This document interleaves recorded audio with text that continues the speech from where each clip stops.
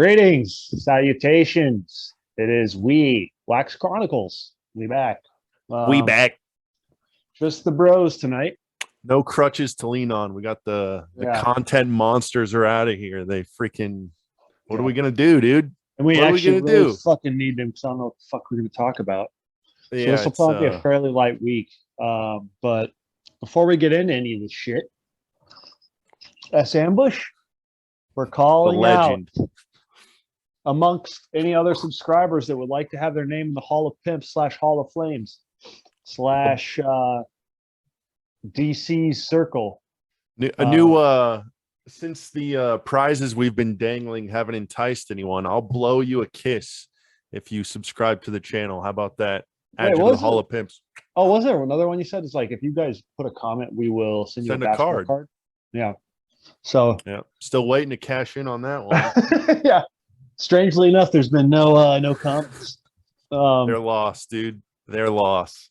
Anyway, though, so well, yeah, I don't know. I guess we've talked about, there's a couple ways we could go with this week's episode. I think, before we dive too much into what we're seeing with a couple teams, there were just a couple things at the top of the show I wanted to mention. Fuck King. this mic, but no, for real though, LeBron is 27 assists away from 10,000. So we're going to be seeing that in the next week if we can take this away. Week or so. And we got the Malone watch coming up too. He's about to be number 2 on the all-time scoring list. Less than 300 away. So, I mean, yeah, this is going to be 10 games maybe. Yeah. I think the odds are pretty good at that. So that's something. Speaking of which, I want to go on a rant about some of this LeBron stuff here, but I'll save that for hate about the stat padding. Oh yeah. But anyway, I'll save that for a little bit later. But also, I teased you today with a text message. Today is March 2nd. Yeah, I feel like an idiot. I feel like I should know this. Anyway, teased Bailey today. It's March 2nd, and he did not know what that meant. But I will reveal what it means now. Today, or I believe March 1st at midnight, maybe it was 5 years from maybe it's midnight. I saw conflicting stuff about this, is the deadline for players to sign with a team and be playoff eligible. So players who are going to get bought out, it's going to happen before March 1st because there's no incentive now to buy them out. They're not, if they get bought out, they're just going to sit at home. So, for all intents and purposes, nobody's getting bought out at this point, which means Terrence Ross remains a member of the Orlando Magic, which means one half of the wager, I would say it's pretty safe to say that's been fulfilled. And with Terrence Ross being a member of the Orlando Magic somehow for the rest of the season. Stupid ass team, stupid fucking league. What are these what is the Magic doing? Bunch of strangely goddamn idiots. If you take a look at the standings, I don't know if anybody caught the Hawks-Celtics game from the other night. The Celtics are currently the 6th seed, which is the spot the Hawks need to take over if Bailey is to get out of this bet without paying the man. And with the loss to the Celtics, the Hawks are now 6.5 games out of the 6th seed and seem to be firmly entrenched into the play-in, which means I've been doing some browsing for which swingman jersey I want. That's highly likely. I will say I'm not an idiot because both of these things have been shocking. The Terrence Ross, I wouldn't say shocking. Neither shocking. That's why I called him.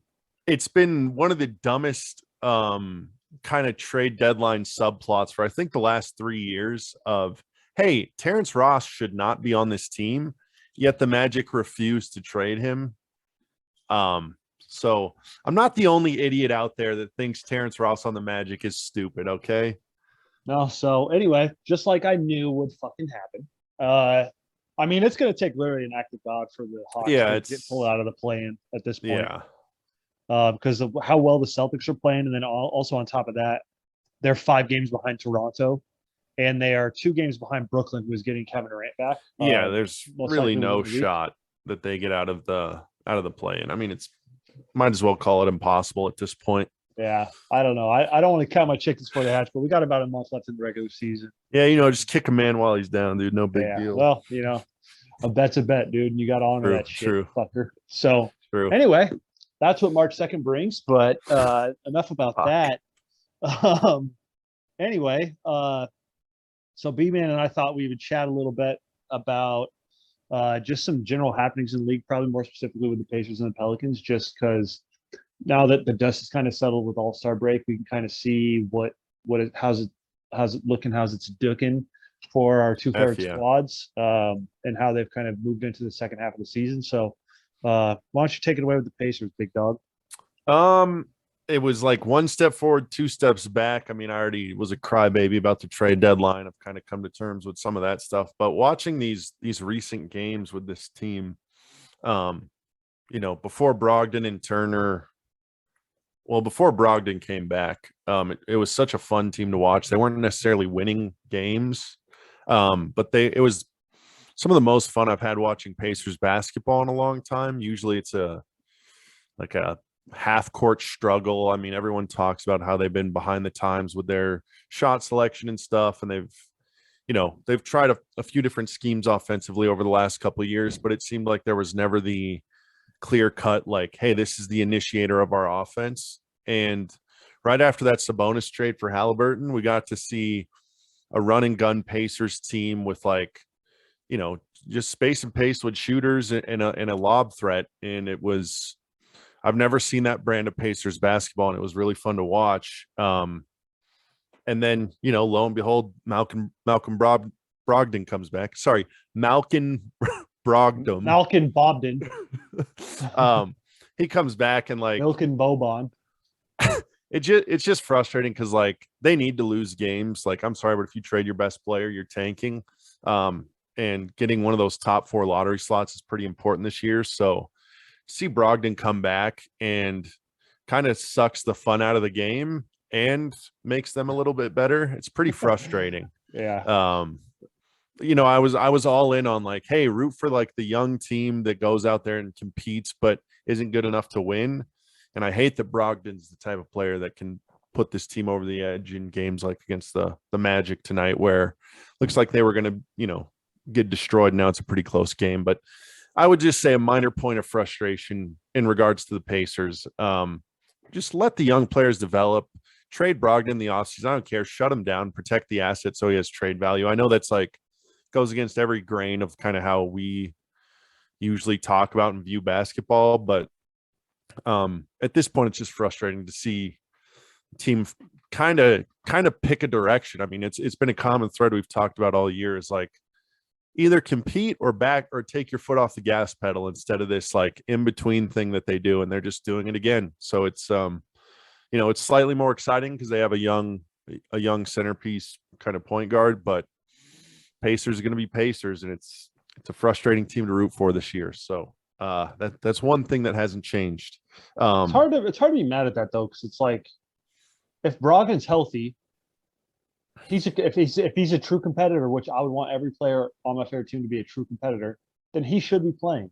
Yeah. And it's hard because, like you said, I mean, how he plays and how he sucks the joy out of the game is complete.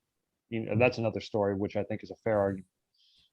And whether or not he is who everybody thinks he is, or who I guess I should say the Pacers front office thinks he is, that's a whole other question too. But it's I want guys who want to compete if they can, and whether that hurts the long-term or short-term prospects, whatever. I appreciate that he's trying. I just, as a Pacers fan, I just wouldn't fucking want him there, period.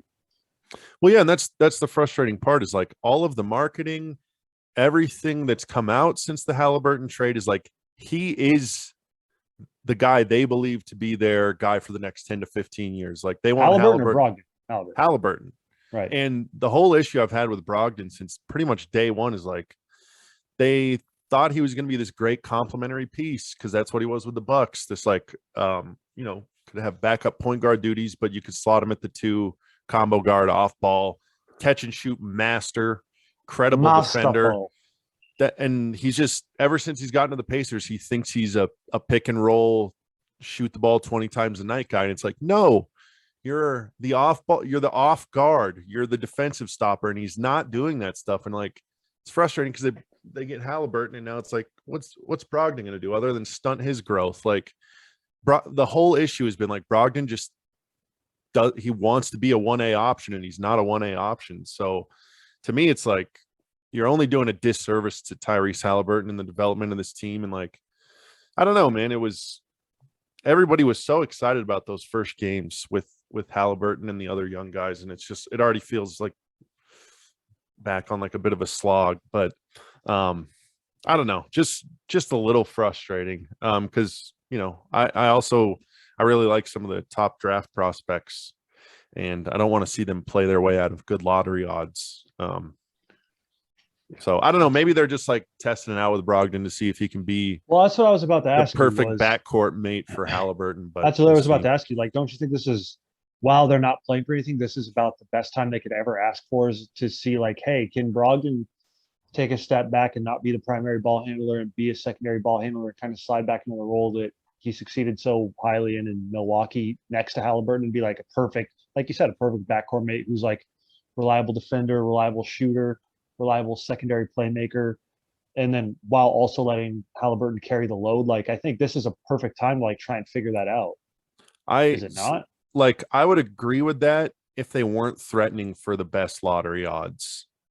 Because what is it? The top three the top three is like 14%, and then the fourth is like 12.5%. And I don't know. Consensus to this draft, like there's three guys, and then it drops off to four. It seems like it's four guys. It seems like Jabari Smith Jr., Paolo Banchero. I think it's a hard C sound, not the for the record, sound. we don't watch college basketball. Yeah, Chet Holmgren and then Jaden Ivey, I think, are the top guys. I mean, it's the way I've heard this draft described is like it doesn't seem that top heavy. Yeah, it's got like a group at the top, and then it's not the best depth in the world. There's no like, but it doesn't even seem like the top. Yeah, but it doesn't even seem like the top is that good. It's just do any of these guys actually project to be like multiple all-star or like 10-time all-stars? Yeah, I think the two most hyped prospects aren't in this class currently. Victor Wembanyama, and then what is it? Imani Bates. Yeah, Imani Bates. I think they're the two kind of prospects that everyone looks at. But I'm really high on Jabari Smith Jr. So like, I can totally see why the Pacers have the strategy that they do, because it's like you said, see if Brogdon fits. If not, you at least gave it a shot, and you can move off him this offseason. But do you feel like Brogdon really jeopardizes their chance at like losing games that much? Like, I don't feel like he's gonna like you said, like, okay, they got their asses whipped last night or the 2 nights ago with the Magic, and it's like they might win a game. But I feel like, oh God, now that Brogdon's back, they're going to be a 500 team. It's like they've been sorry as shit all year. The only thing I'm worried about is like, I like their lottery odds when they're in that 4 or 5 slot. I think Brogdon could push them lower than like or higher than the Kings. Do you think he's there? He's like, he could literally make like a 5-game difference. You think Brogdon can? I think he could. I mean, I don't know. I think he could be the difference between them ending up with the 4th best lottery odds and like the 6th or 7th. And it's, at that point, I'm like, I would much rather have the better lottery odds than, we saw, because like, maybe I'm just not fair to Brogdon, but it's like nothing he's shown since he joined the Pacers would lead me to believe that he's content being like the second option, the second ball handler. Like, we've seen him in Indy for a while. Like, why would this change anything? And the way he talks about himself too, like that was another thing coming into the season, watching all the press stuff. He's just like, I'm the leader, I'm the this, I'm the that. And it was like, okay, it's cool that you're trying to show strong leadership, but it's like, I'm sorry, that just doesn't fly when they bring in Tyrese Halliburton, who they've said on the record is the future of the franchise. Like, we don't, like, Brogdon's redundant at this. It just seems like they're going to move off in this offseason. I'd be shocked if they held on to him any longer, but we'll see. That stupid extension. I don't even know why the fuck they signed that. That's one of the dumbest things I've ever seen. Whatever. Do you well, first let me ask this. Aside from the players who are a part of the trade, who do you think who is your biggest winner and biggest loser for the Pacers? What do you mean? Player? Like post trade. Like, who have you like watched and like, okay, I could see them growing into something like they're benefiting from these minutes that have freed up. Like obviously it needs, something in the front court. But like who is like who do you think this hurts their long-term prospects? Okay, let me phrase this in a way that might make more sense and make it easier to answer. The trade that the Pacers made with the Kings, not including players who came to the Pacers. So Halliburton, Hield, Tristan Thompson isn't there anymore.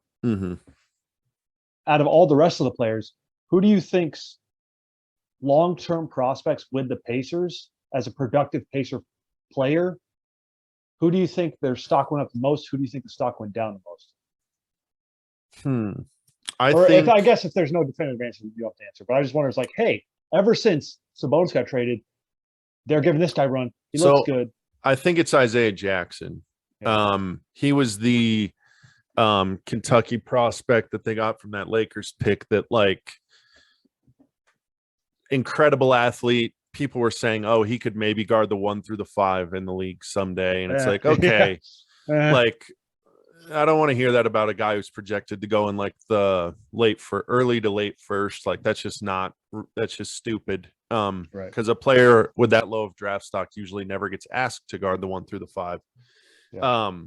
But no, I mean, like he does show the athleticism and like the lateral quickness to do a lot defensively, and then his rim running ability and like a lot of minutes have been freed up. Part of that's due to this, Sabonis being traded, Sabonis's replacement, whatever, Tristan Thompson, the big that came back was already waived. It freed up 35 minutes at the big spot. And Isaiah Jackson started quite a few games since the trade, and he's looked good in almost every single game. He's pretty limited with what he can do, but as a complementary piece, as like a defensive stopper, rim runner, energy guy, he is incredibly fun to watch. And he really just, like, his energy is infectious. He's been like, when he looks good, he looks like the second most important player on their team next to Halliburton. So he's been the part that's really kind of jumped out at me. A lot of the guys were making waves before that, like just because they'd had so many issues with COVID. So like, I'm not as inclined to say guys like O'Shea Brissett and Terry Taylor, just because I don't know how much the trade actually changes their long-term prospects. They both project to be like good role players. I don't know. And O'Shea Brissett fucks around. I think he could be starting, dude. Yeah, I mean, he's like a good team. He's like a spot starter role player on any team. He seems like he could legit be like a Jay Crowder, fucking. I just had another one I was just thinking of in that mold, like fucking. Yeah. I don't know, just a big, like a Torrey Craig, like when he can, like a big man, guard like not a big man, a wing with size. Yeah, he can guard like the 2 through the 4. He can get his own shot, can slash. Yeah. When his shot's falling, he looks really good. One other guy I wanted to, I guess, shout out, and it's not, there's a glut of big minutes there because Sabo and Miles Turner have been. Miles Turner's not going to play for the rest of the season. Is that the feeling? I really hope that's the case. I'd rather see, like, if I have to choose between him and Brogdon eating up minutes, I'd rather have Miles Turner out there than Malcolm Brogdon, because I think Brogdon will actively stunt other players' growth.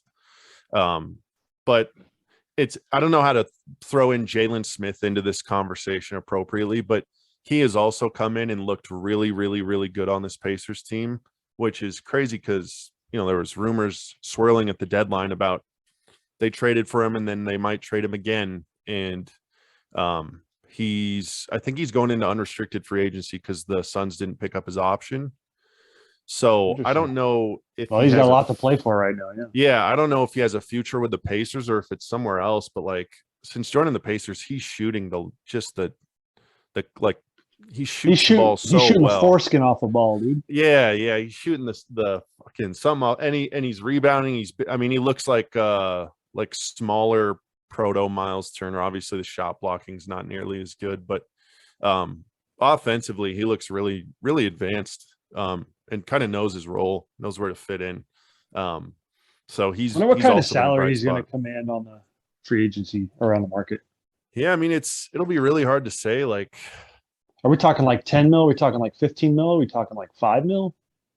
Gotta be like 10 mil, I would say, right? I almost think he'll get a prove it deal unless he really, really shows out the remainder and somebody believes in him. But You don't think somebody give him like 3 years, 30 mil?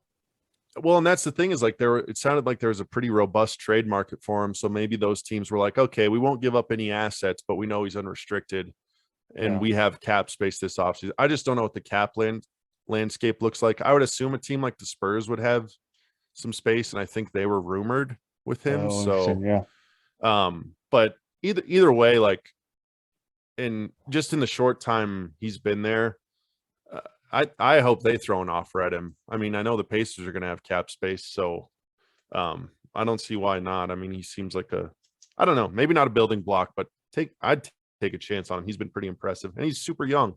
He's like 21 years old. So, yeah, I don't know. It seems weird that the Suns, like, I understand that he just didn't have a role with the Suns, and it was, one thing young like some players, Darko shit, dude. Well, yeah, like it's just too crowded there. Yeah, young players just need time, and he was never going to get it there. But he does not look raw at all offensively. I don't know, like, if you got a guy who can play minutes at the 5 and not be a total loss defensively and stretch the floor, I just don't understand why that wouldn't earn some minutes. But I don't know, especially if you use lottery pick on the guy. But that's a Suns problem, and they're probably going to win a freaking title this year. So why should I try and criticize them when the Pacers one of the most dog shit franchises in the league right now?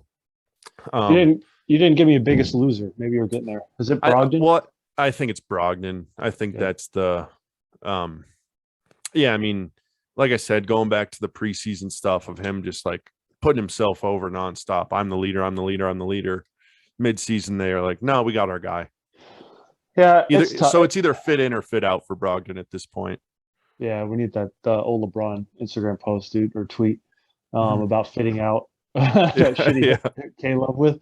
No, but I was gonna say, I wish that I get like being a vocal leader and like that. That's needed a lot of times, but it's like, I wish he had more to back it up.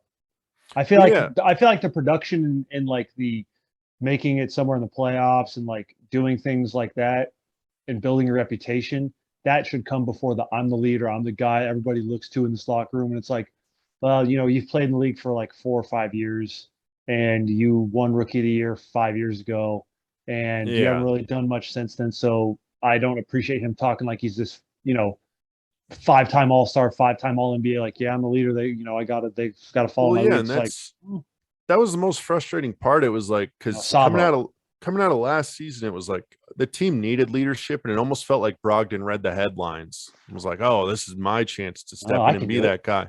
And it's like, I don't know, like, I'm sure we're just projecting onto these NBA players, but it's like he'd already been there for like 2 years, I think, 2 years. And it's like, if you haven't already kind of established yourself as a leader and you're not going to make like a huge step forward, you're still just going to be the guy who goes out there and is like, looks passive aggressive on the court next to Karis LeVert. Like, that was some of the worst chemistry I've ever seen from two guards on a team. It was literally like, it just seemed like pettiness and passive aggressiveness was always out there with on them. The menu. Yeah, it was just like two me guys, and it's like, neither of you guys are leaders. Like, you guys are good. Like, I'm sorry, but there's better options to be your primary ball handler. You guys aren't good enough. You need to think of yourselves as more of an off guard or a scoring bench player, because like, until you prove it, exactly like you said, I mean, it's one thing to come in and say you're a leader. It's another thing to like lead by example and earn the belief of the other players in the locker room. And it just, I mean, that was where the huge gap was with the Pacers, was there was no clear-cut leader. So not to just rehash all of the same Pacers issues that have plagued this team for a couple of years now, but I think Brogdon's got to be the loser in that. I mean, very much seems like he's getting a directive from the front office of like, prove that you can play with these young guys and develop these young guys, or, we're trading you this offseason. So hopefully that's the case. If you had your druthers, would Buddy remain a part of the team in the future? Yeah. It's weird seeing him in the Pacers, but it's cool. I freaking love it, dude, because like, I've always been like kind of a low-key Buddy fan. Like, I've always rooted for him from a distance, kind of. I've always believed in his skill set. So well, wait a sec. Have I ever said this on this podcast? that I don't think so. Madison and I's dog has been held by Buddy Hield. Lucky. So all you motherfuckers, it's fun. Well, dude, fact. and the thing that always makes me laugh is like you mentioned that story. I got the extended director's cut of that, and you mentioned something about his voice. When that first happened, like he had a kind of a obviously isn't he from the Bahamas? Yeah. And like hearing and obviously I'd heard his voice since he's been an NBA player, but I consume a lot of like the Pacers post game stuff and a lot of the interviews. He's such a funny, just a naturally funny guy. Like, I don't know, all the interview segments with him end up, pretty comedic and pretty funny. So he seems like a fun guy to have around the team. Yeah, he's a fun guy to have around. He's a pretty cool fucker, dude. I'll give him that. Fuck you. But it's funny too, because like the Kings fans would say the exact opposite. I mean, they were so out on Buddy at this point that. Well, I did jack him around so fucking much, dude. I was like that. I mean, obviously the Kings have a ton of issues with a lot of their players. Mm-hmm. And it's, just look at how they handle every situation with every player. Buddy, Halliburton, how they blindsided him. Marvin Bagley, like how many truly positive player development stories have they had in the last 15 years? That'd be an interesting question. Right. Boogie and half a De'Aaron Fox. Yeah. I don't know. Yeah. So I don't know. One other thing I wanted to mention, just because Pacers. Sorry, I jacked your buddy. No. I just tried to put myself over like a bitch. No. I was segueing off the Pacers because they're playing the Magic tonight, and I just wanted to point out just Markelle Fultz's return. Yeah, please. I was watching this game until about 20 minutes ago when we started the pod. I watched the last Pacers Magic game. And man, it's so much fun to watch Markelle play basketball. I mean, he doesn't play the same way he did in college, and that's where we see a lot of the highlights of just the, similar to like John Morant in a way. John Morant, just like relentless ability to like get in the lane and make stuff work. And he doesn't quite have like that. I don't know if he has that confidence or that explosiveness currently to like. I don't know. I feel like you don't lose that with an ACL. Like maybe he's still getting back to that point. Because like an ACL isn't what it used to be. I mean, everybody says that, but it's like. Well, and that's the thing. It's like he's not like getting up to the point where he's consistently getting to the rim and like, because that's where his next step is going to be, is getting in the lane, comfortable going to the hoop and drawing contact. But it's just fun to watch him like play offense as the lead ball handler. There's few guys in the league that I find to be like, he's crafty, he's like shifty, he makes smart passes, like I don't know. And then like he's never been like the greatest defender, but he's like smart and alert, and he's always doing little things, little deflections, or putting people getting people off their spot. I don't know. He's like a player that, I mean, there's a reason why he's like one of my top couple players in the league. Whenever he's on the court, I literally just like spotlight on him. He's like all I can effing watch, even if they're playing the Pacers. Like I'm still just fixated on Markelle. So he's looked pretty decent, I would say, so far. Pretty good for your first couple games back coming off the bench. But no, how was it? His first bucket was a mid-range J. So hot. And then like, the crowd reception when he first stepped on the court. Dude, I will say that was one thing I loved. Was like I was on the Magic subreddit just looking around, and like and I told you about this, but it's like they seem to really love Markelle, which is so cool because like again, I don't know, like I could never find one reason why not to like Markelle. Right. He's so cool. Well, and like too, like because I've watched these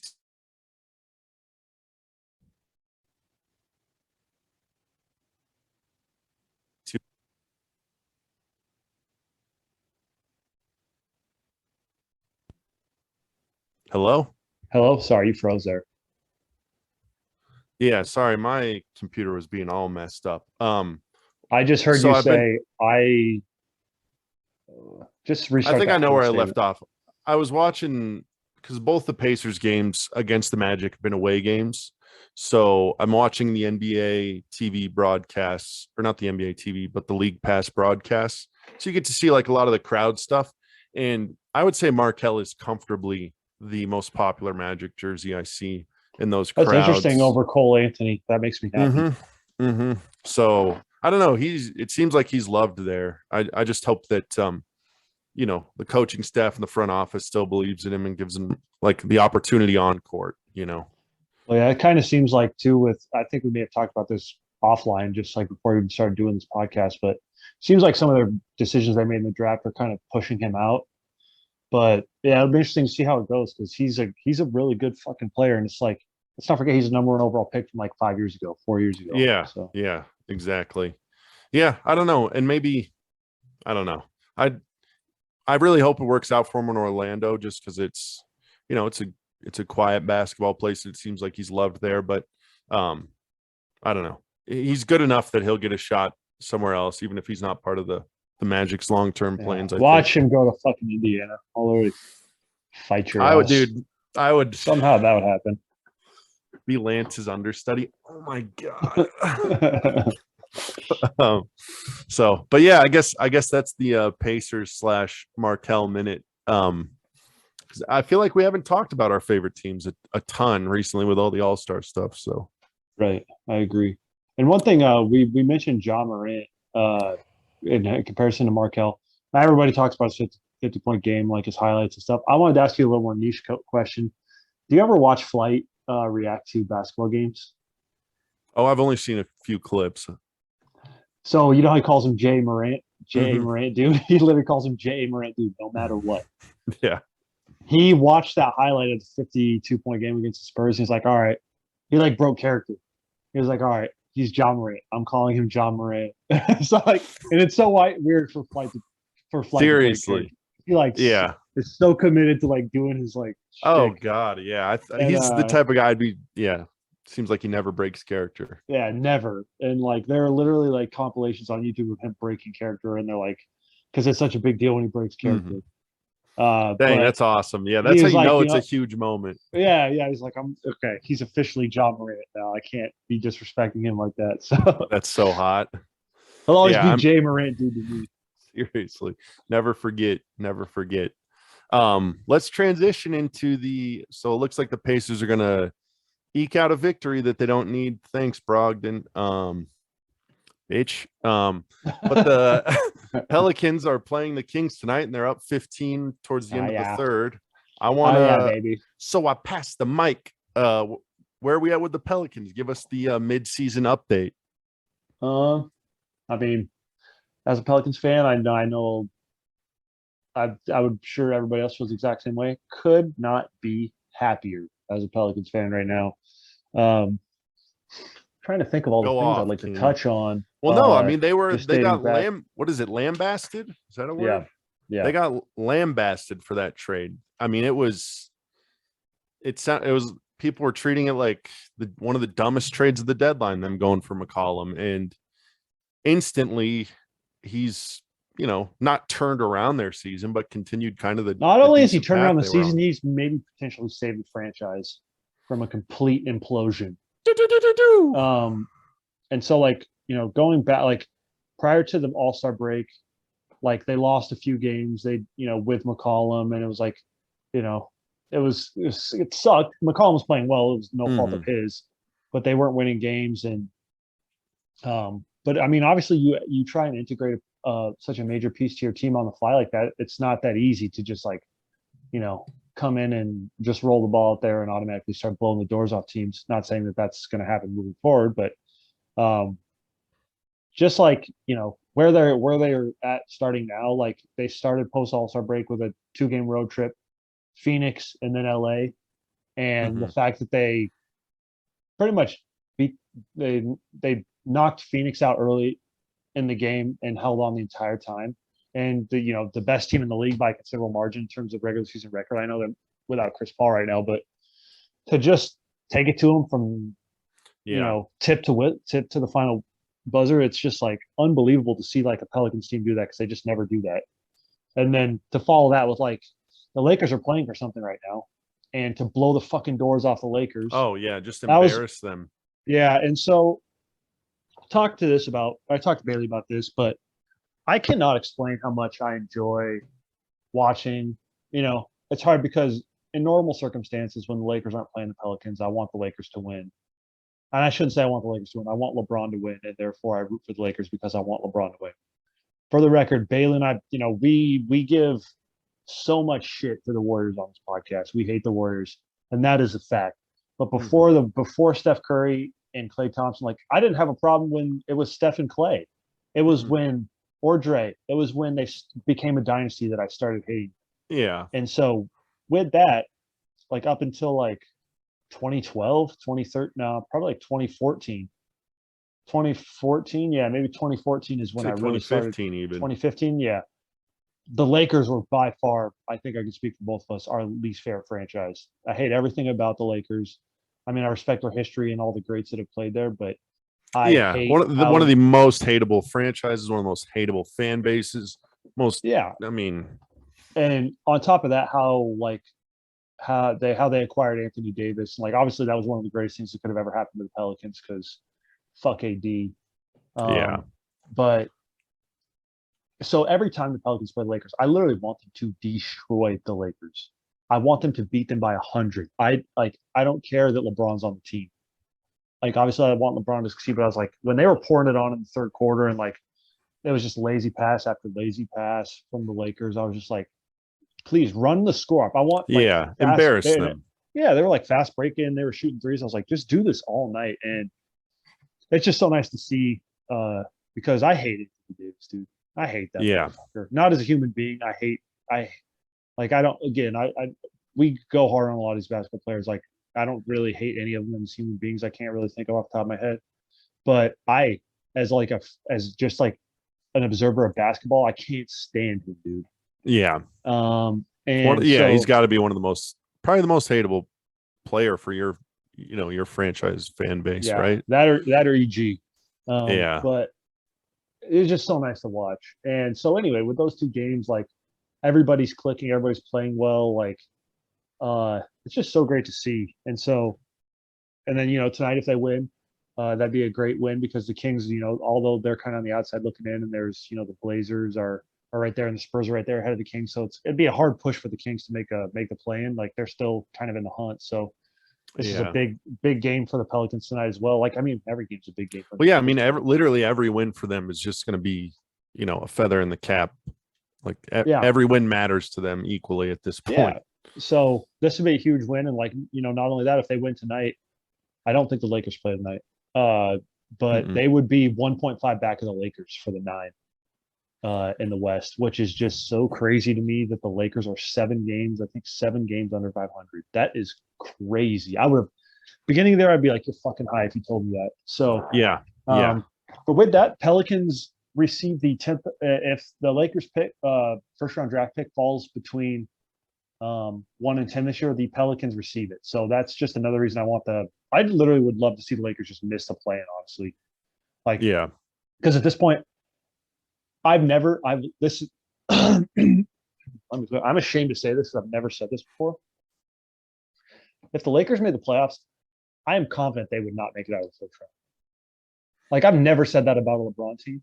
Ever. Do you think so? Because there's a lot of people that talk about. I mean, there was even a quote from Frank Vogel today that's like, even the Lakers themselves are saying, "Hey, if we get there and AD's healthy, what else are you supposed to say? Any man with 2 hands stands a fighting chance." Have you seen chance. Russell Westbrook? An embarrassment. Yeah, he doesn't even look like he belongs in the league, dude. Yeah, he's just a hot everything he does on the court is wrong. Yeah, and I wanted to say that too. I talked to Bailey about this as well. But it's like it's so interesting to see like when you want the Lakers to win, obviously you have a vested interest in Russell Westbrook, and I don't have a problem with Russell Westbrook at all. Like I think the kind of the mark he's going to leave on the game with how he plays and his reputation and his fierceness as a competitor. Like I have nothing but respect for him. But at this point in his career, not altering how he plays and not altering. Not adjusting to his role on the team.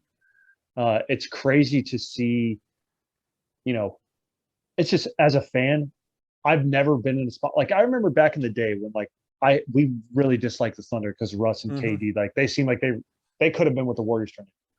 They should have been. And it was just like, but it's like, I just remember when I was rooting against Russ, like when they go against the Grizzlies in those like Western Conference playoff series, I just be like, fuck, can somebody stop him? He's so good. Yeah.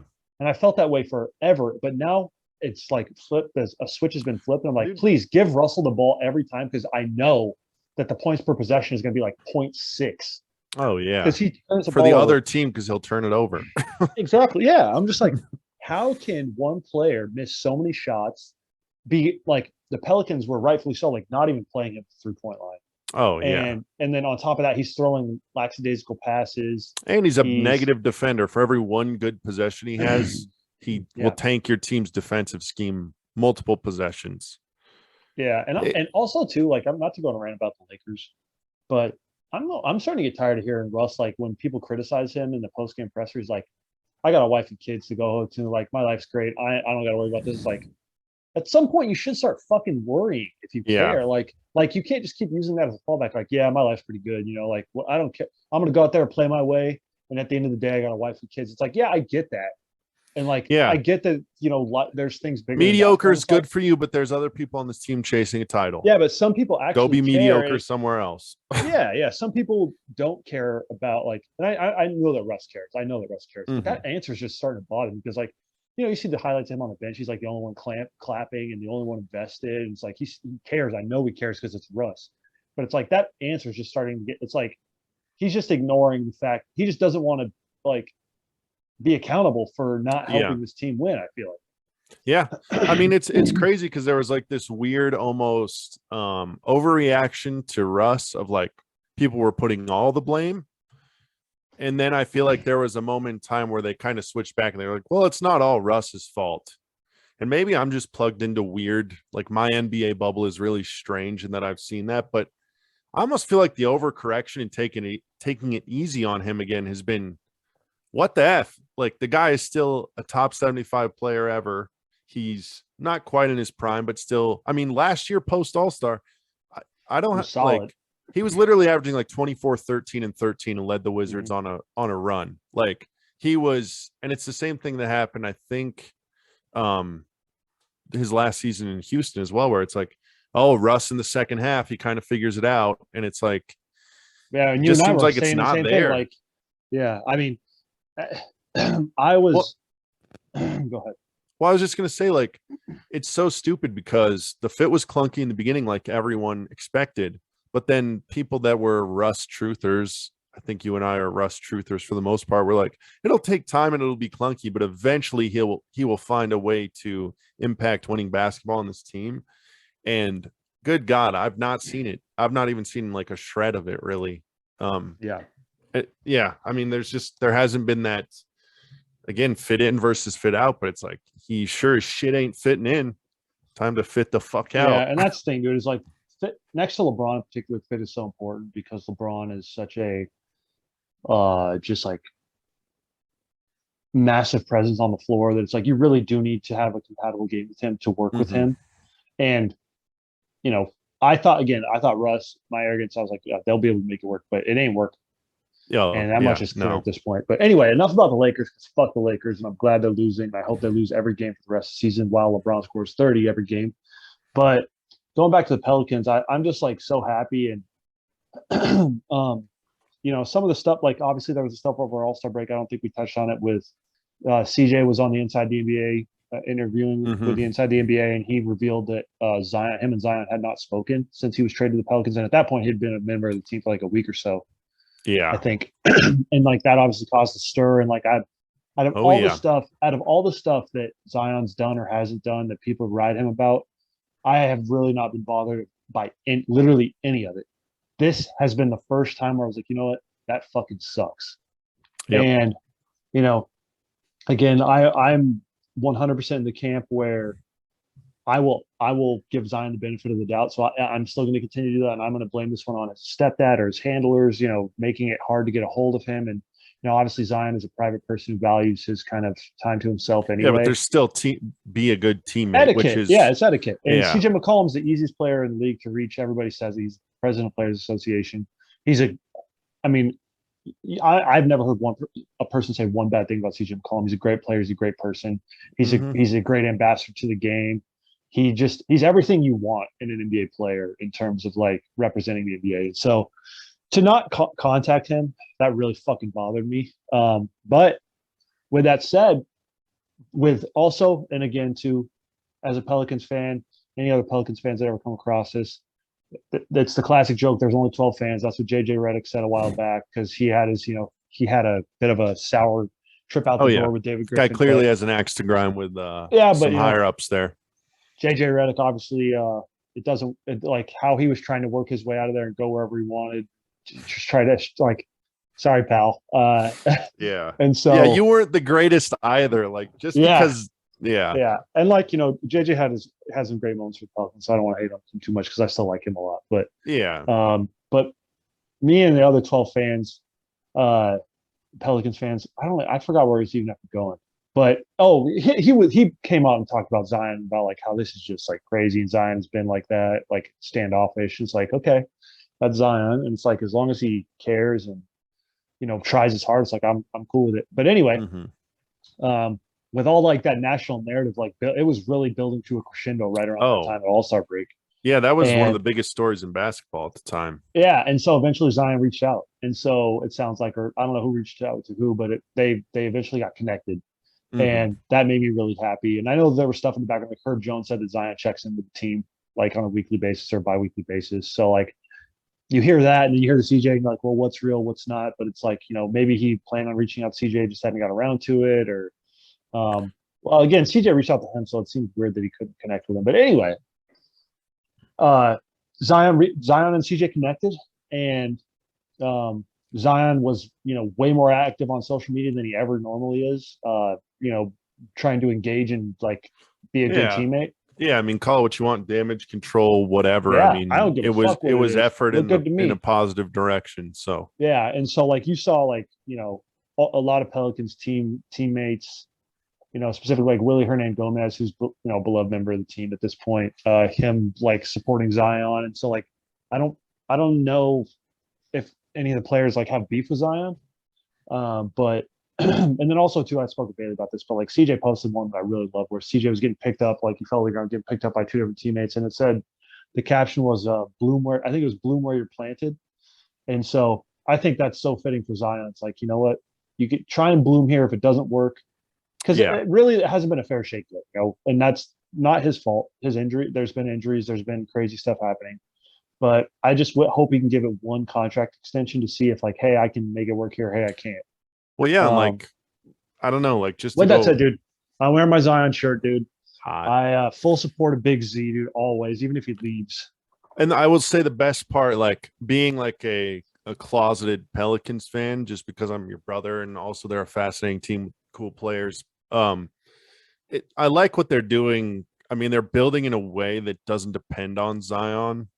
They're not putting all their eggs in the basket like, well, when Zion comes around, because it's like that shouldn't be taken as a given at this point. It sucks to say that, but like, or not that it should be taken as a given, but it's just cool to see them building a sustainable, talented roster, and Zion's like a cherry on the top. Like, well, that's like that's the part that I like to see. And it's like, because it works two ways. It's like you insulate yourself from, a total drop off if Zion leaves, because like at this point they kind of know what they have without Zion.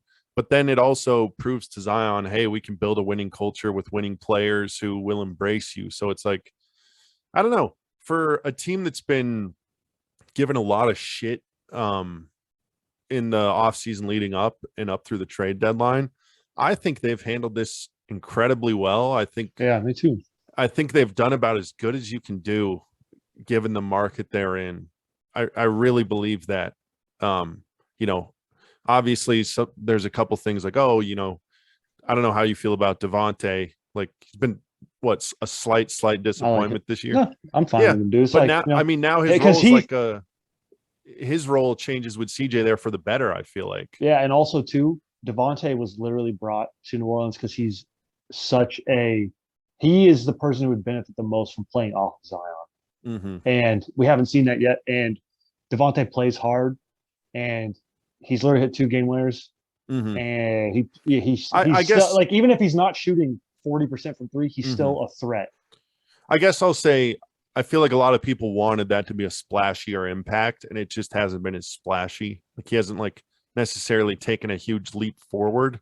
But I mean, Devontae Graham is still Devontae Graham. He's a guy you have to guard out to 27 feet. Yeah, and at the end of the day, Lonzo ain't playing and Devontae is. So I know Yeah. it wasn't a direct trade, but that was kind of the swap that ended up Well, happening, and two, the by more it in a seems more and roundabout more way. like Lonzo wanted out in a way, Well, yeah, right? no, Lonzo wanted Like, out, and I'm not mad at getting. Obviously, I was way higher on Satoransky. That when it initially happened, he obviously is not even a member of the team anymore. He could not mhm. play. Well, And yeah, not to say I have anything against him, but he went from like a same with decent Garrett vet who Temple. could Yeah, play minutes to like a non-factor. So that's not really yeah, on them. It's more on yeah. But it's like to get Blair, I back a think. pick or any players. Like Lonzo did not want to be there. I'm not mad Hmm. because I wouldn't have wanted that to turn into Eric Gordon 2.0. And not to say I don't think Lonzo's that caliber guy, like AG, Yeah.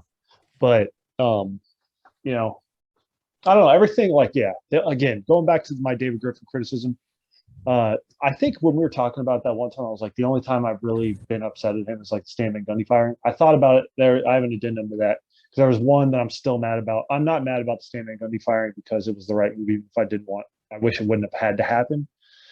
But the trade for the Drew Holiday for Eric Bledsoe trade, I Oh, remember yeah. when the rumors were happening, I was like, Bailey, if this fucking happens, dude, I'm gonna be so mad. And I mean, it played out like I think a lot of people thought it would, and that Eric Bledsoe's been washed for years Yeah. and didn't give a fuck about the Mentally team. washed.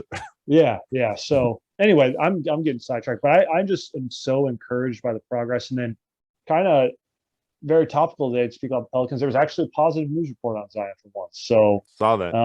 Shams tweeted about his bone seems to be healing well in his foot. It doesn't sound like he's going to play this season. That's fine. I think most Pelicans fans have come to grips with that since the beginning of 2022. Like it seems like the writing's been on the wall, but I think everybody just wants him to be healthy for the beginning of next season. That's great. And like in the meantime, try and make the play, try and win the play in, and take Yeah. a game off the Suns. Like try it. Yeah, exactly. Exactly. Because like one thing that gets lost in a lot of this is like I get that BI is not like a young player in a sense. I think he's under 25. But that yeah, I mean that's the thing That's is like fucking crazy. exactly like they are like he still needs reps and development in some of those things. And like that can only help them in the long term because yeah, I don't know. I don't know. I think there's a lot to be excited about as a Pelicans fan. It's which is crazy to say because like it's presented as this binary, like either it's going to be the greatest thing ever and Zion's going to be there for another extension, or Zion's going to request a trade this summer. And it's like I would feel okay about the outcomes either way. Um, Right. have you given any thought to and this is only like very niche, like outlier psychos talk about this, but if you're the Pelicans, would you think about trading Zion? I mean, if he doesn't sign these, hold on. Sorry, I'm just trying to find Brandon Ingram's age here. He's 24. Wow. Yeah, they got a Dude, he freaking is so diamond good. with He's him. so good. I love that motherfucker. Yeah, God, it's crazy how a player you don't like at all can go to your favorite team, and it's like he plays well and he cares, and you're just like, well, fuck. yeah, I get his name tatted on my back like a he's jersey. such an awesome I'd suck player. his sack from the back, dog. Anyway, yeah, I mean, I mean, if behind the scenes, if Zion doesn't sign, like everything will be determined this summer. If he Hmm. doesn't sign the extension this summer, and if that's the case, then I'm sure behind the scenes he's like, yeah, I don't want to be here. Then in that case, you have to trade him. Hmm. You have to. You have to. And Which and in that case, they get a king's ransom, and uh, it sucks, and I hate it they can because move off whatever bad money they want plus Zion and get whatever package they want because like, and I don't know, just looking at the teams out there that would, I mean, the Knicks are the one that's always getting floated, but it's like, I feel like they probably have a decent amount of their draft capital. And I don't know how much I would not one player off the Knicks, so but those picks could be something crazy. That's the thing. Because the I Knicks, know, but if there's one thing we can bet, and imagine Thibodeau and fucking Zion. in what way? Zion doesn't play that hard on defense at this point. Exactly. That's what I'm saying. That is a coach for a coach and best player on the team match. That's a Not a nightmare. good Those fit. Knicks picks would be incredible. Yeah. Oh, I see what you're saying. Okay. Yeah. Yeah. I just like. I just wish I could have one conversation with Zion, dude, and like to.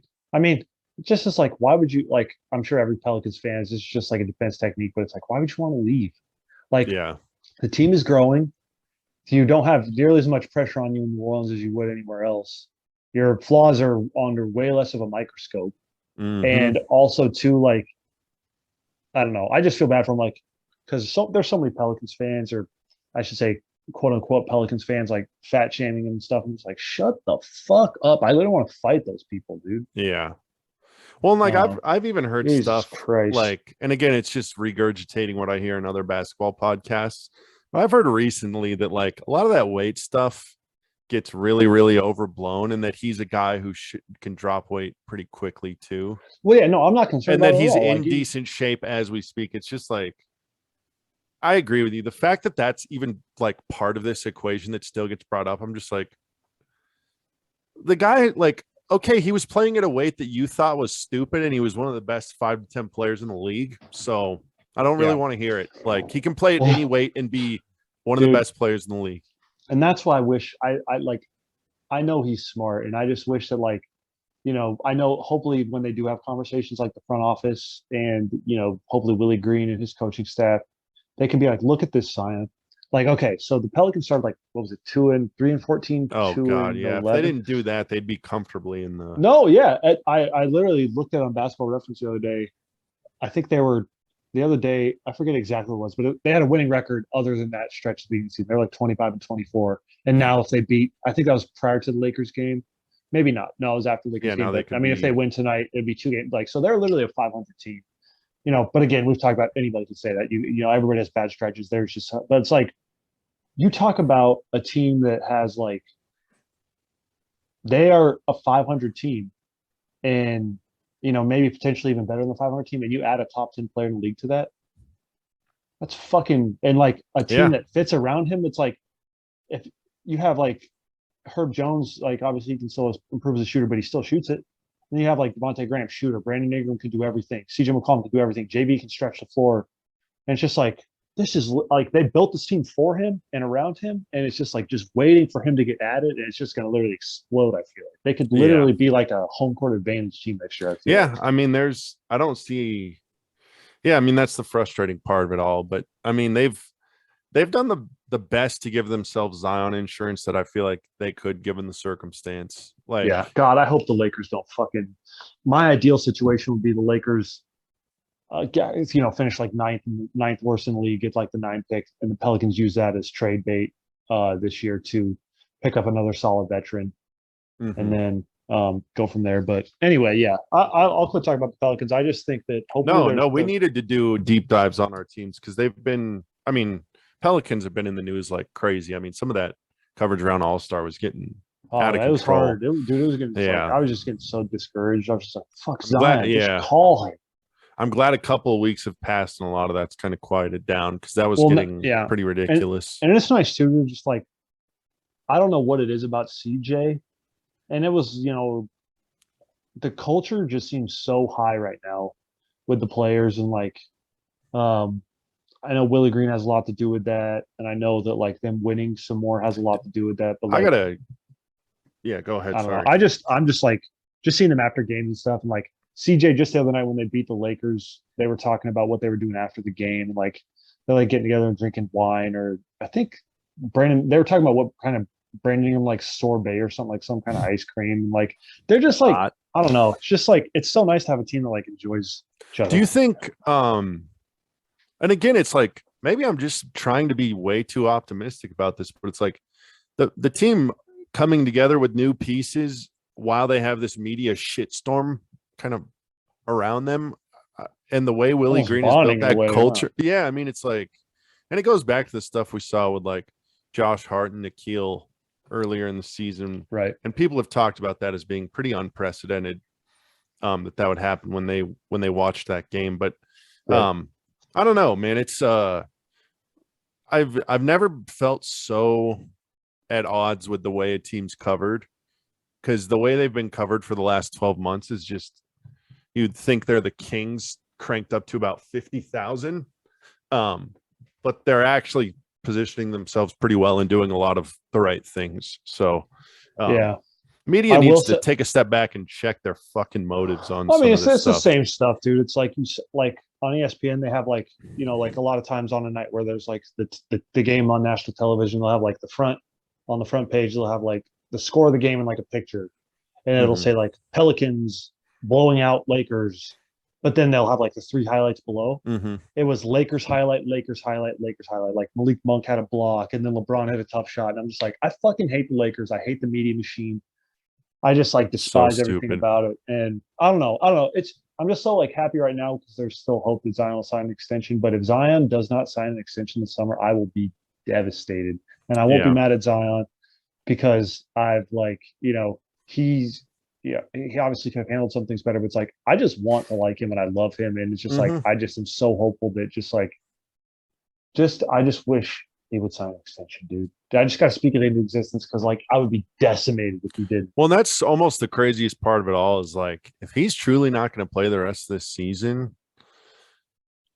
I am, and I hate to go back to the injury stuff, but it's like, how do you not sign that extension? Like, at least sign it and say, okay, well, it'll make us look bad in the media, but we're going to have to request a trade at some point. But hopefully that buys the Pelicans, at least a season to see how it works. Give Zion a season to see how it works. But it's just like, I don't see how, if you're his agent or in his circle telling him, hey, don't do this, given his injury history, unless they know something we don't know. He'll get a max. He'll get everything he wants. Zion. I don't know. What is it? One more, like, how many more injuries? I don't know. I don't know. It's just, I feel like you have to sign the extension.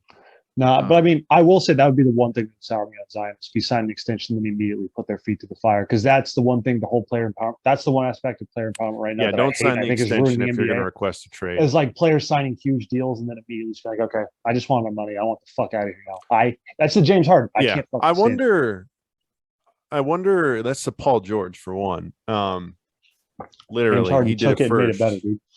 Not even Paul George signed the extension, got Paul George Day, and then the next summer was like, yeah, I need to get traded to LA now. I fucking hate him forever. And this one is personal. Yeah, very much so. Fucking bitch. No, I got a question or a thought exercise, and I understand if you just have too much Lakers bias one way or the other, but I want you Freaky Friday with Rob Pelinka. You have no bias towards LeBron. You're the GM of the Lakers. What do you do in this offseason if they fizzle out in the first round or lose in the play-in? Like, is LeBron or the whole roster? No. Is your move get off AD and LeBron? Is it get off AD? Is it get off Russ? Is it get off LeBron? Like, what do you, and just, obviously we're not going to go super thorough into like, well, the salary numbers and this and that, but what would be your main goal in the off season if the Lakers end kind of the way it looks like it will? Do you have an answer? Because I'd have to think about that for a second. I don't know. I just like, you would look so bad trading LeBron. And like, what are you doing by trading him? Like, I mean, obviously you get assets back, but it's like, I don't know. I will say this, like, and I thought this as a Pelicans fan, I wouldn't have wanted him on my team as a Laker in the beginning. Like, I understand that he played a crucial role in like winning a title. So at the end of the day, it was all worth it. But it's like, you and I laughed at the fact that it's like, this is going to be the guy that's going to lead your franchise after LeBron. The motherfucker can barely play 60 games. It's like, we've been talking about this for years. And so it's like, okay. Well, and he's supposedly in his prime, but he's the worst jump shooting big in the league. Like, he's worse than Russ. He's worse. Dude, he's shooting like under 150 from three. Yeah. He's like, I mean, it'd be like putting Taco Fall out there shooting jumpers. What the fuck are we doing? Yeah. And so like, that's something I would always be willing to trade Anthony Davis. Like, okay, you got your title. I don't want to pay this motherfucker anymore as he gets older and becomes even more unreliable. So like Anthony Davis, I don't know how realistic it is, but I would seriously think about like, okay, if we're trying to really, but again, I don't think you trade AD if you don't trade LeBron because if you don't keep AD without completely, you don't keep LeBron, you don't keep one or the other. I feel like or maybe they would keep AD because they think he is the foundational piece, but it's like, I don't. If I was Rob Pelinka, I'd say, fuck this.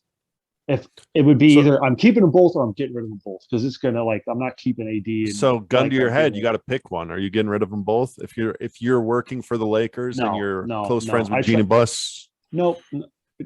So if you're keeping them, then would you do the? I would try because they can package Russ and 2 picks this offseason, I believe. Yeah, exactly. I would try and get rid of Russ. I would run it back one more time, and just fucking at this point, dude, just have AD sit literally the first 50 games of the season and stay in shape.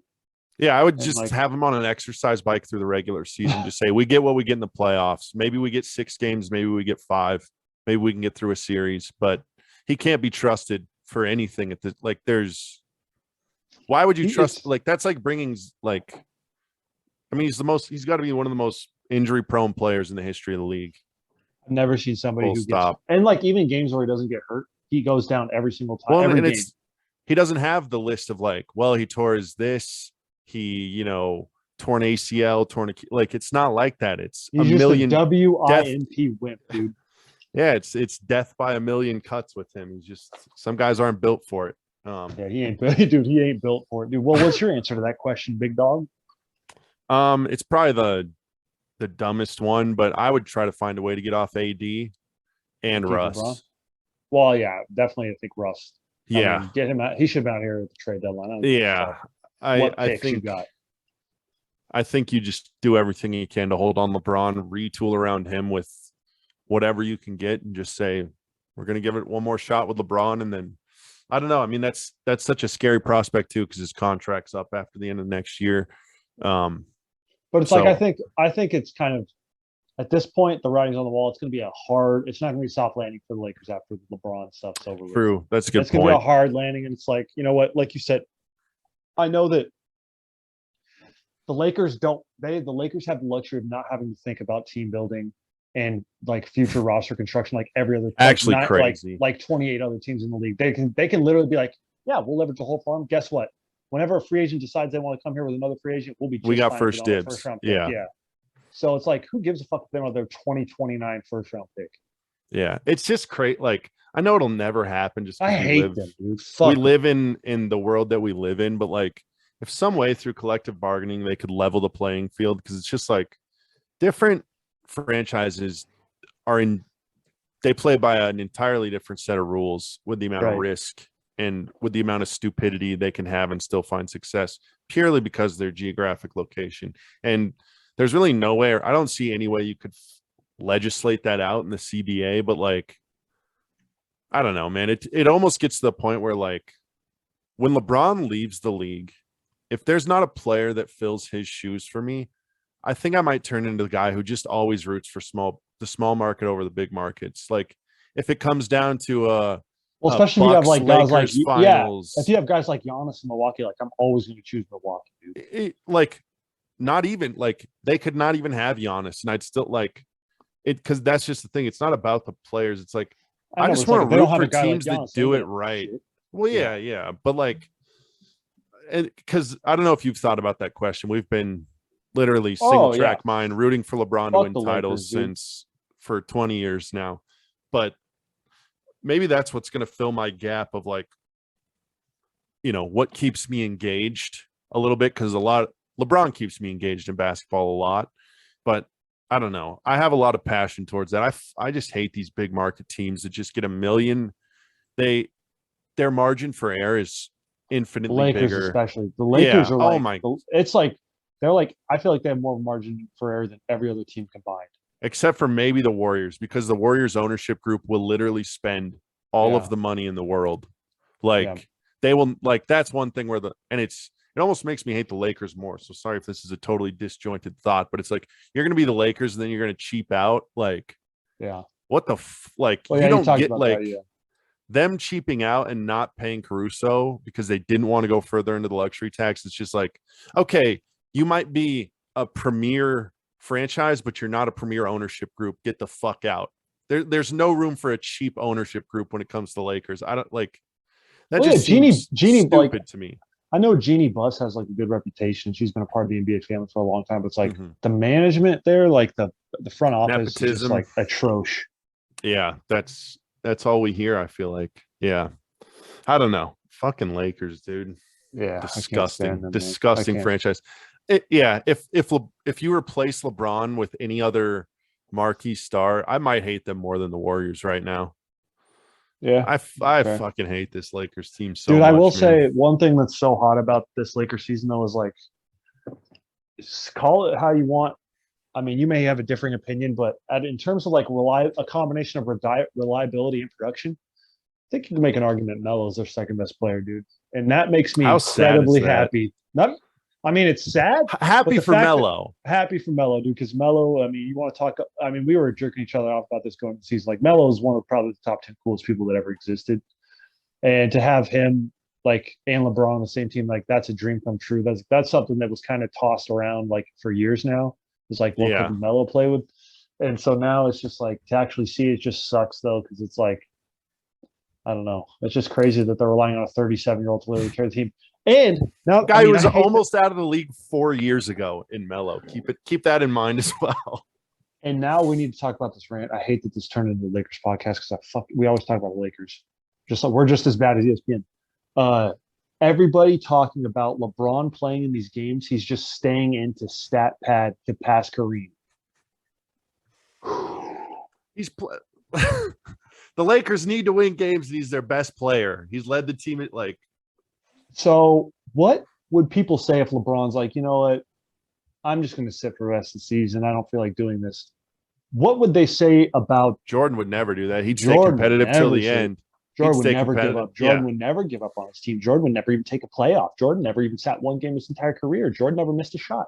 Yeah. I'm just like, okay, so LeBron literally is trying his hardest to carry his sorry ass team every single night. He's literally the only motherfucker who can do anything on offense. And people are saying he's doing it to stat pad. It's like, I literally want to find every one of those motherfuckers and slap him upside the head. I'm like, that's just, I mean, it's just classic LeBron. Hey, dude, it's like find a reason and latch onto it, even if it makes no fucking sense. It's like they're literally fighting to be in the play-in. What is he supposed to not try? Give up on the team? It's literally like the Full of most Kawhi? egregious use of a double standard. But I mean, that's been LeBron's whole career. Is like they use one measuring stick for some guys, but then when I use that for LeBron, it actually helps him. So let me change the measuring stick altogether. That's literally the discourse around So what him. they want him to play but not take any shots, so he's still trying, but he's not padding his stats. It's like, go fuck yourself. Every last one of you motherfuckers who thinks that. Well, yeah, I mean, like people who unironically, like you could say that if the Lakers were the 15th seed in the West and we're already mathematically eliminated from the playoffs. Yeah. Like, okay, I get that. LeBron rest or pad that's your literally stats. I the don't give only a shit. case. If they were mathematically eliminated from the playoffs, That's the only and way he you was can call still it. going. But even then, like if he's fighting for their first round pick, dude. Well, yeah, it's just like the whole like to me, and I get that like people that make these points get a lot of traction because it is asinine, and it's just, I mean, it's like, not to bring politics into it, but it's like the Trump stuff. You just throw the craziest headline out there, and that's what people click on, and that's literally what LeBron's entire career of media coverage has been. And it goes both ways, because on the flip side of that, like you and I are guilty of it, but it's like there's guys out there that make incredibly biased points towards LeBron, and we have confirmation bias. We're like, oh, I agree with that, so that's awesome Because it's factual. Well, and a lot of times those are rooted in some form of logic. What about this is rooted in logic? That's the thing, is like that's kind of the full point that I was circling back to. It's like people that are actually making these takes, if we as basketball fans can't look at just how stupid and absurd that is and just throw it out entirely, because the entire argument is founded on like just bias and hatred, like it's so clear, yet I guess people still click on it. People still want to read that stuff, still want to watch that stuff, but it's like, it just blows my mind, man. Like you're really showing your colors when you make arguments like that, I feel like. Well, I think I need to reevaluate myself, because it's like when I say people, everybody's saying this, it's like it's people commenting on Reddit, and I don't know what the demographics of Reddit are, but if it's like, I'm not going to sit here and listen to 16-year-olds telling me about basketball. Like, I know that that's very ignorant of me to think that way. Like, and I know that there's probably some 16-year-olds who are more educated about basketball than me, but for the most part, 95% of 16-year-olds, you ain't going to tell me shit about LeBron James. Yeah. Well, and yeah, it's tricky too, because like I don't know who's commenting, but I'm like arguing, like I'm getting offended and upset and heated about probably like a 17-year-old who watches only TikToks about basketball and just spouts everything that they see. Like, why should I give a fuck about their opinion? Yeah. Well, but there's no real place. Like there are subreddits like r/NBA discussion. I don't know if you've been there. It's like kind of an offshoot of r/NBA that's more, there's way more substance there. but that kind of stuff is just never popular. Like the breaking news doesn't get posted there. It doesn't have like I don't even like 4.5 Sensationalized million bullshit. subscribers. Like it's a much smaller community. It's like, and then like, God forbid you ever go to Twitter or Instagram for your NBA coverage and engagement. I would say those places are worse than Reddit, but it's just, it's crazy that there's really no big play. Like r/NBA used to be big. YouTube/Wax Chronicles. Hey, little That's the only plug, place. little plug ski. I don't know. It's tough though, because it's like, where do you go for like level-headed basketball discussion? You almost have to be willing to partake in a much smaller forum than r/NBA or yeah. That's probably the place for it, but it's hard not to go back, dude. r/NBA. It's got the devil's hold on me, dude. It's got me in a headlock. Yeah. I don't know. But yeah, I mean, I don't know. What else did you want to cover this week? Did you want to review some Blood in the Garden? Yeah, we could talk about that for a little bit. I know we got to cover a couple chapters down if you want to chat. Yeah, I'll let you lead the way because, like I mentioned prior to us Sacred hopping on Jedi here, texts. yeah, I've been really bad about highlighting and kind of lining things out that I wanted to bring up. So, all right. Well, with that, I mean, it's going to be a little bit of a challenge because Bailey and I had planned to get to chapter 6. Hey. No, I wasn't going to shit on you. I was just going to say Bailey didn't get a chance to get through chapter 6. And so, and with that said, like a lot of the most interesting pieces in this were from chapter 6 in my eyes. And so I have my text here. And God damn, I wish you got to chapter 6 because there was something I was like, it's one of the coolest things I've ever read. And honestly, do you want me to read it and then come back and record another 10 minutes? No, it's okay. Splice it. We'll just save it. We'll just save it. But I guess the first thing that I thought was pretty cool and like it's very generic. I just think it's I love that Pat Riley's interested in soul music and Motown music. Like I think that's cool. That was very cool. Some country music fan. Because soul music and Motown is legendary. There was a couple things. I don't remember the specifics in chapter 4 and 5, but does Pat Riley come across as pretty fucking corny sometimes to you? Like maybe it's just because we've already accepted him as this like the Godfather thing. But now when I'm reading about some of these things, I'm like, this is fucking corny, dude. No, see, that's some of the tactics he uses. I'm just like, yeah, come on. No, I think it's corny now, but at the time it's revolutionary and like fucking sick.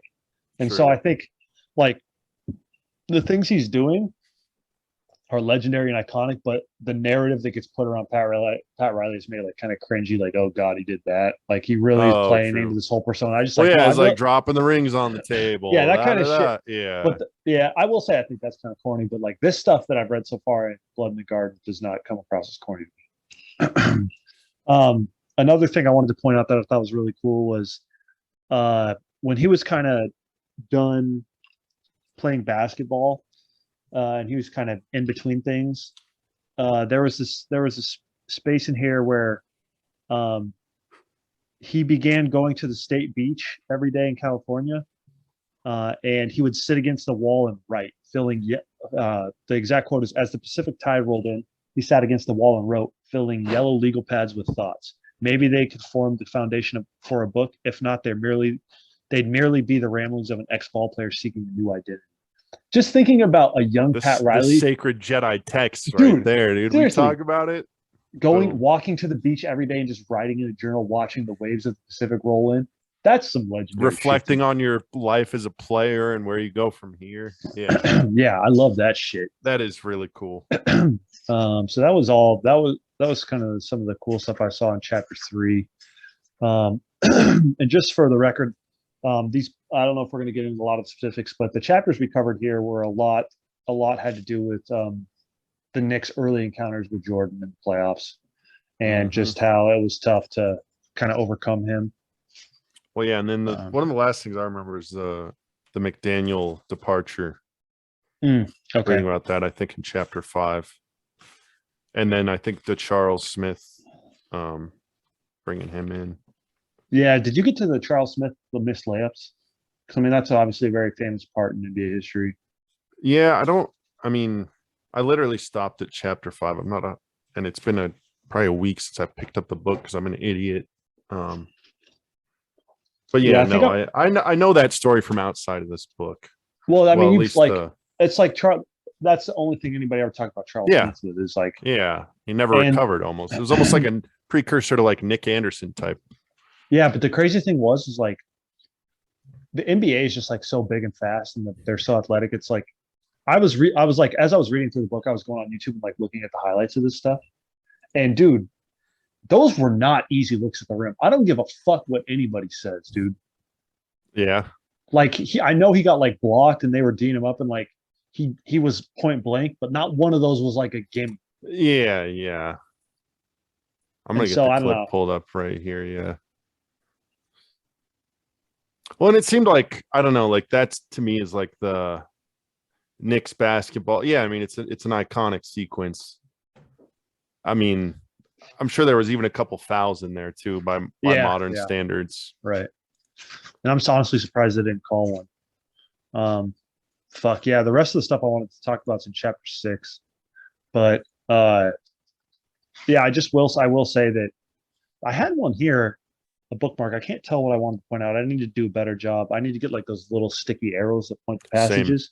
Same. But I think it had to do with just like how they got rid of Xavier McDaniel and just like how it kind of played out, that it was like, well, yeah, they were because kind of feeling it out. They didn't understand that they had his bird rights, right? And that they could sign him after making the move, or he didn't understand that. And Ewing didn't understand that. So, right. He like McDaniel was waiting around for the contract, and the Knicks front office was like, hey, we already talked to you. We told you we have to make these moves, and then we can sign you.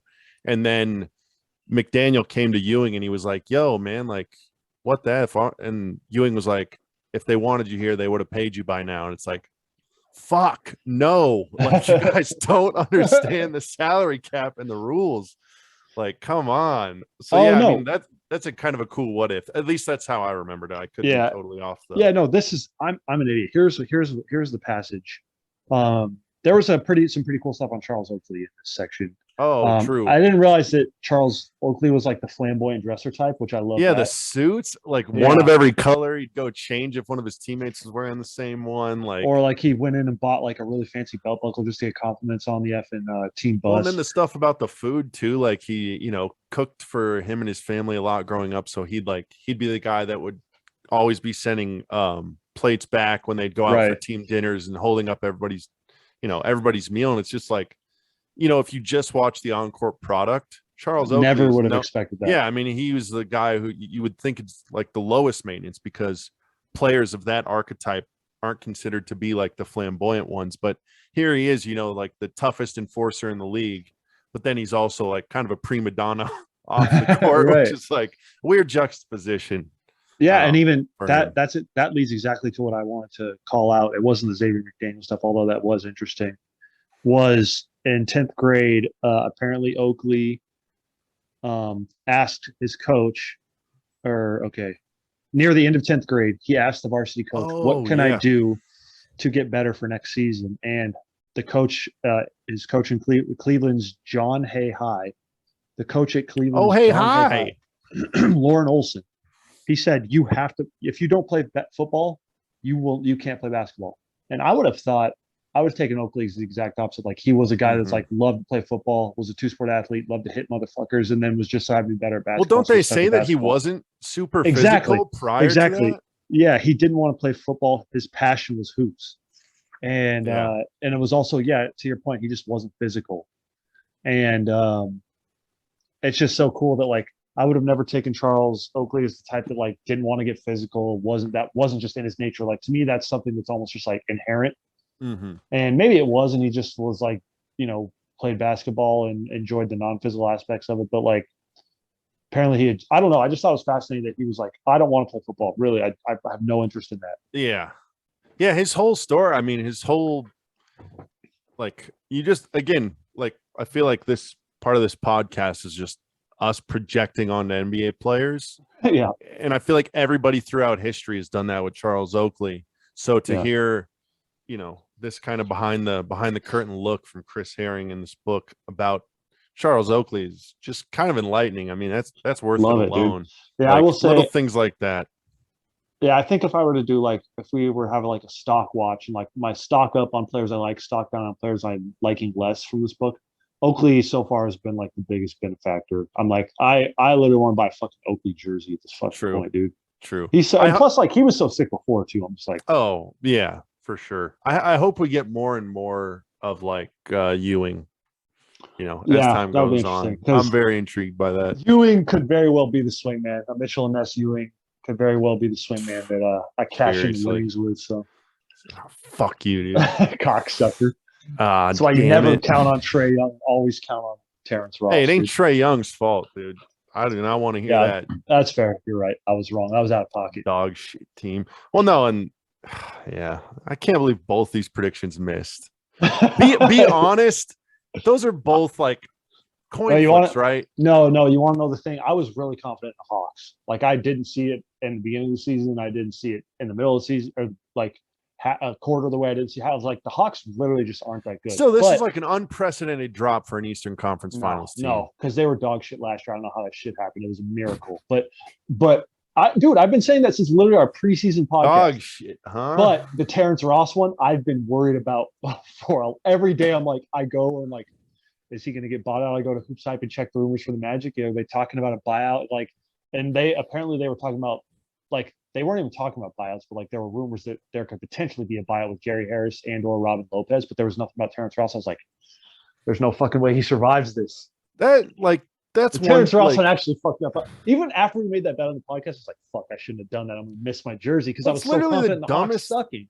It's the dumbest thing ever, dude. Like, I don't want to just like the Magic have their system and they want to do what they want to do. I just don't see a world in which keeping Gary Harris, Terrence Ross, and Robin Lopez makes any sense for this team. No. We've talked about this, and I agree with what you're saying. And like, are we going to go to the veteran leadership part? Vets mean something, dude. Vets mean something. Yeah, I think vets mean something. I get you don't want like the perennial no vets. Just let these young players come up in an environment of just young players, but like it just blows my mind that those players are still around. They spiraled. No, I think it's great, dude. I think it's like, I think there's a good chance that like Robin Lopez, the game, like, I mean, he's still, I don't know how much value he provides on the court. I'd be willing to bet that he provides more value in the locker room than on the court at this point. But that's not to say that he doesn't belong in the league, because the more I think about it and the more I see, like, dude, vets, you can't just have a team of 23-year-olds and 22-year-olds and 21-year-olds. Yeah, but it's the right vets. Some vets. Yeah, and like I feel like Terrence Ross might be the right vet, and same with Rolo. Yeah, I agree. And so it's like, I guess Gary Harris is still a young vet, but he's got experience in the league. And so it's like, I fully anticipate that either T-Raw or Rolo will no longer be on the roster by the end of next year. But at the time being, it's like you have a lot of young players on that team. It's like another year of seasoning with some veteran leadership. I mean, I just go back to Rasul Butler, dude. It's like, if veterans wouldn't have counted, then I would have never got to meet Rasul Butler. I would have never had my favorite player in the league for as long as he was, even though he was a 53rd overall pick and like had no business playing a lot. But it's like he could still have great, like his Wizard season was amazing, and he still provided an impact, and he still was like on the fringe of being on an NBA roster up until his death.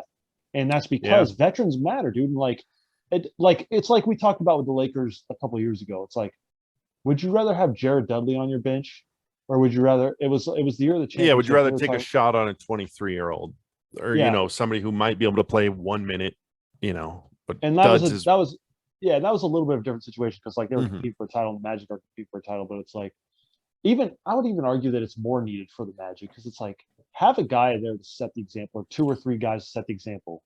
Well, I think you're absolutely right. Be like, stars, but they can just be like guys who are like, they're going to come in, punch the clock, and show you what it means to be professional in the league. I think you're right about that, and I think the Magic are building a good culture there, and I bet Terrence Ross, Robin Lopez, Gary Harris do have a say in that. It seems like they also have some younger players with their, with a different I don't know. It just seems like a good culture they have going there, but it just blows my mind going back to those Magic teams obviously the AG, Fournier, Vooch teams. And it's like the fact that Terrence Ross is still there. I mean, there's a reason why there's I do memes not about it. understand it. Yeah, I do There's a not reason why there's understand, memes dude. about it. It's because it shouldn't fucking happen. But here we are, and your I boy's was gonna be out 140 bones, 120 bones because of it. think about it this way, dude. Like when you start a new job, would you rather be trained under somebody who is like technical whiz, but who's been there 1 year? Or would you rather train under somebody who's been there for 15 years and is a little bit less technically sound, Yeah. but just knows the ropes, the in and outs, can tell you like the Yeah. culture and like what to expect on a daily, like, and all that stuff. And it's Answer's like, no, I'd obvious rather, there. yeah. Yeah. And The, so the it's like, value provided by one yeah, option is much higher, even if the on-court value isn't there. yeah. And like us kind of both working in a data space, it's like, okay, I don't care if person A who's 23 years old can write a query 2 times as fast and is fancy as person B who's been at the company for 15 years. I feel like there's more to learn from person B. And that's what you need when you're young coming in. If we're going to the Magic question, it's like which team is going to be able to onboard new employees better? Is it going to be the team that has a few of those, elder statesmen that understand the culture and what it takes to do it every day, or a team or a team only of young hot shots? It's like obviously any new employee would want to come into a team that has a little more balance. That's such an interesting way of phrasing it that I've never thought about, that I really like, is the onboarding aspect. They're onboarding into the league. And like some of these guys are 19 years old, 20 years old. It's like you need good onboarding. It's like that's a huge measure of success at some companies, is how successfully they onboard employees. And so it's like, well, that's like employee retention. That's good. That's clutch, dude. That's a clutch metaphor. Well, and I mean, think about the investment these teams are making. It's at such a higher scale than the types of jobs that we have too. So it's like your culture better be fucking tip top shape if you're making hundreds of $1 million investments into these salaries every year. Like you better not be fucking around. Yeah. And like that goes back to like the management who puts these older guys on the teams, because it's like all it takes is to have a fucked up culture and a couple young guys not develop right. And it's like you're losing your job. So it's like these front offices are putting older, like some of them seem to be putting older players in those positions to help with onboarding, because it helps younger players develop more soundly, it seems like. Well, to go back to the projecting on the players too, it's like with Terrence Ross, I don't know about you, but like nobody ever looks at like the sixth man gunner role as like, hey, this guy's good for the culture. Like I feel like those players have an archetype of just being like me guys, and not necessarily the Jared Dudley types. You think more the Lou Williams types.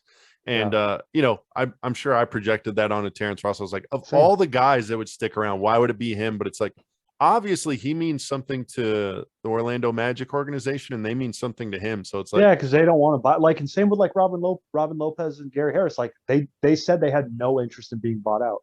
So it's like they must be doing something right down there. It's like obviously they fucking suck. Well, they got the new coach too. Was it Mosley, the old Mavs assistant? Yeah. So I don't know. It seems like the young coach, the young players, and then a couple key vets, front office that wants to give them time. Like, not to just turn this into a Magic podcast, but here we fucking are. Well, it's funny because I think in the past, not counting LeBron, I think that probably at a time we both would have considered ourselves maybe the Magic, our second favorite team, because of AG and Markel. So only for right, years.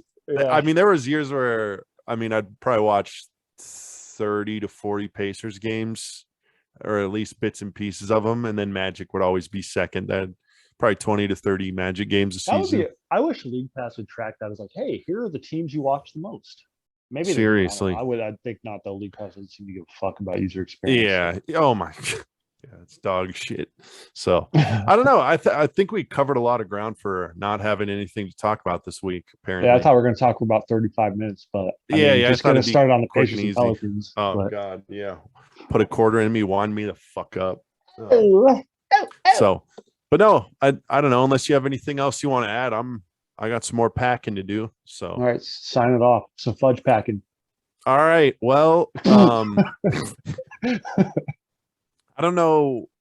You might have to find a guest co-host for next week. I'm not 100% sure if I'll be able to. No sweat. Make the commitment, or we could take a week hiatus, whichever you prefer. Or maybe I can make it work. And we can discuss that on, or maybe we could shoot one earlier, like on another day and just this is a talk for another time. Anyway, sign us off. Yeah. All right. Thanks again from Wax Chronicles. If anybody's still here, I'm sorry for you and all your loved ones because you just wasted an hour and a half on this bullshit podcast, but we had fun doing it. So thanks.